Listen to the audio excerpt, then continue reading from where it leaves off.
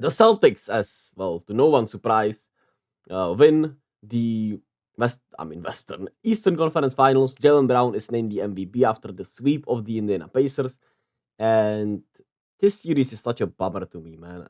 Uh, because, like I said, I really respect Indiana. I don't think the Celtics have had an, you know, easy path just because it was Indiana, but obviously the injury didn't help.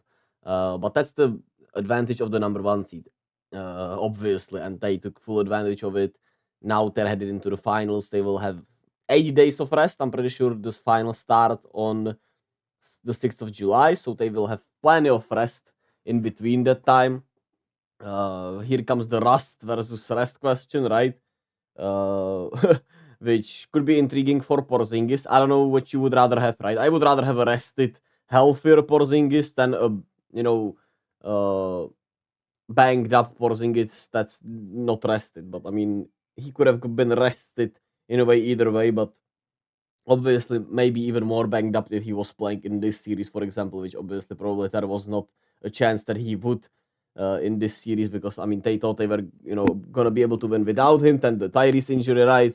So that is that, and I mean we don't know his timetable anyway. So maybe I'm just still speculating, right? I don't know if they would, if this went to 7, would they pull him out there for Game 7? I guess the better question is, would they pull him out there for Game 6? If they were down to 2-3, that was the biggest question, but we'll never know that, right? Now we just wait if he'll be able to play in the finals. I think there's a good chance of it, right? 8 more days of rest. While he has a serious injury, we'll obviously have to wait and see. But that's the main question for these Boston Celtics at the end of the day. And Jaylen Brown wins the Finals MVP. Obviously, Tatum was better stat wise, but I think for when you watch these games, I would say Jaylen Brown was slightly better. I wouldn't mind it going. I mean, I don't know. I probably would have picked Tatum to be quite honest with you all. I know I'm a Tatum hater, certified Tatum hater, stand up, but I thought he was overall really good in this series. Yeah, there are still some shots I dislike from him. He can have those high turnover games, but like I said, the playmaking's much better. I think he was getting some easier shots, and I like the situation they put him in. I think they put him into much better situations than they did 2 years ago when they made the finals against the Warriors. I think he's getting more touches in the mid range. I think he's, getting more touches in better spots on the floor. Obviously, ISOs, he can get quiet three heavy, but the three was falling more than not this series at the end of the day. So that's a good sign for the Celtics. Anyway, even though that could be at the end of the day their kryptonite, right? Live and die by the three, and if your best player will settle for them, that could be at the end of the day the one thing that loses you the finals against Luka. But that's a different matchup that I'll talk about a little later on in this video, and then I'll make probably a bigger video about it if I, will be able to put my thoughts together well. But I guess we'll see, because last year I would say my finals videos were and conference finals videos were my best work, and I'm really proud of those. So if you want to relive last year's playoffs, I would recommend checking them out. Uh, but for the Celtics, they once again, the script was the same to me. Uh, the script was the same. Let me first tell you the script, then I'll tell you my little comparison. The script obviously being that the Pacers are ahead most of the game, and are looking like I would say not the better team, but the more aggressive, the more, you know, proactive team. And obviously they have been, leading throughout most of this series, and they were, some bad mistakes, better closing essentially away from being up 3-1 at the end of the day, right? Uh, and the fourth quarter where the closing times were just awful. Even in the game game one they should have won, right? It was Andrew Nemhard with some tough shot making, and they took some tough shots in the clutch. And I think that's been an issue throughout their whole season in a way. Tyrese Halliburton was not prone to taking some great shots in the clutch in the regular season, and obviously he was out there. So I think the execution down the stretch can be much better. Obviously, the timeout issues, the turnover issues, because they've been turning it over like crazy in those fourth quarters. What was it today? There were 3 turnovers only for them in this fourth quarter, but I mean, all of them at the end of the day were crucial, right? All of them were late in the game, which is what matters and what we're talking about, right? They were not awful in all four quarters, but they were awful down the stretch, closing out the games. And that's obviously where the Celtics executed much better. Everyone, from their quote unquote, I don't know if I want to say stars, made some plays, right? Derek White hit the clutch game winner. Drew Holiday gets some stops and makes you some end ones. Today he made another end one, right? He can create you a bucket that, innovated Marcus Smart couldn't. Al Horford can knock down a 3-pointer, right? Jaylen Brown had the block and the assist to the Derek White turnover, the game winner. And Tatum made some, once again, great passes, hit a 3-pointer, I'm pretty sure, right in the fourth. I don't know how was he from the field, 3 of 7, yeah, but he had one huge 3-ball, 1 of 5 from the 3-ball. And the rebounding, he was, Tatum was really impressive on the rebounds this series and overall this playoffs. And I'm quite surprised that the Pacers won the offensive rebound battle. It feels like the Celtics always got the timely rebounds, right? They always got the momentum switching plays and rebounds, right? That TJ McConnell missed layup in this game, for example, was one of those momentum shifters where the Pacers could have been, another 5-point swing, right? Miss a layup on one end and, concede a 3-pointer on the other end. So there's that. For the Celtics, it's all about getting the Porzingis back. Obviously, he's the cheat code.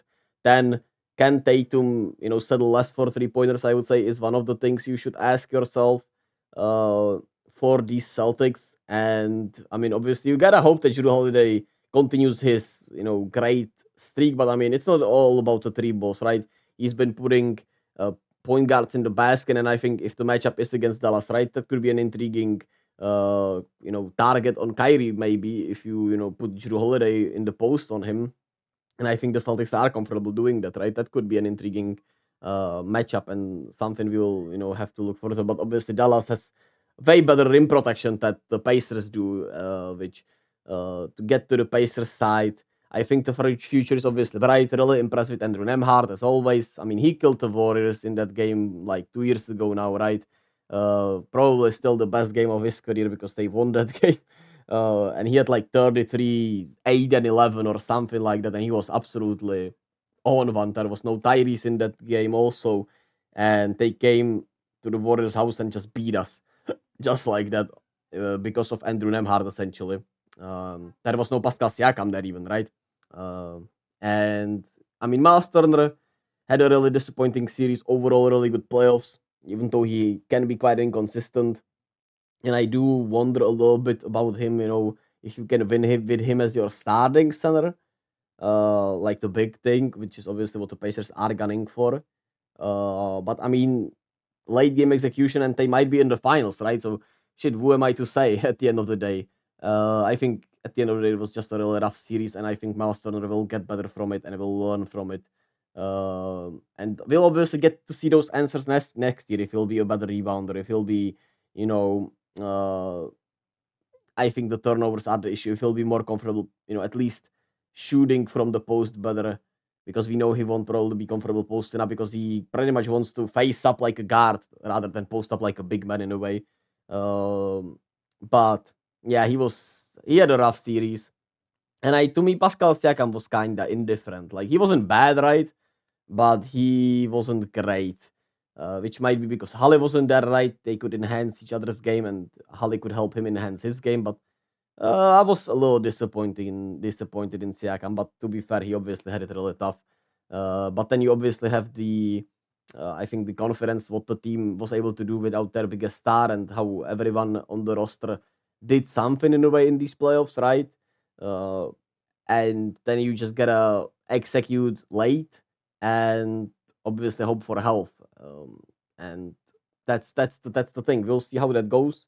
Rick Carlisle has to take better timeouts, and I would say, you know, the in-game adjustments and late game adjustments. Joe Mazzulla outcoached him in this series in a way, right? To hunt Toppin down the stretch in this game, which led to Tatum getting easy baskets, was huge. The timeouts in this series, right? Like I said, I think Joe Mazzulla obviously had way better timeouts and better time management in a way than Rick Carlisle. But obviously, we'll see what this Pacers team does next year and if this was a fluke, because we obviously have a fluke in a way in the Atlanta Hawks.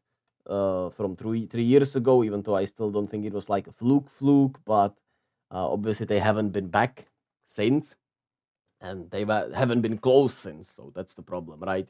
We'll see what the Pacers do next year, if they can make some moves in the offseason, who knows. But the turnovers, the late game execution just need to be better. Miles Turner hopefully gets the learning experience. Andrew Nembhard has shown you everything you could ask for, right? As just like, I mean, he looked like the star point guard, right, without Tyrese. So that's a huge, and he just has the dog in him, man. So yeah, Jaylen Brown, Finals MVP. Finals MVP, Eastern Conference Finals MVP. He could very well be the Finals MVP, but we'll have to wait and see for that. And now the Celtics wait until the finals on June 6th of June, pretty much. And yeah, let me know your thoughts about this series. Who do you think the Celtics will face? Can Minnesota come back, and can it be Minnesota against the Celtics? I don't think anyone thinks that, but hey, we'll see. And do you think they can, who do you have in the finals right now? Do you think the Celtics are favorite against both teams? Would you pick them or Dallas? Let's just put it that way. And yeah, as always, we can't trust to others. Try to chase your dreams. Just be, man. At the end of the day, if you can, just be.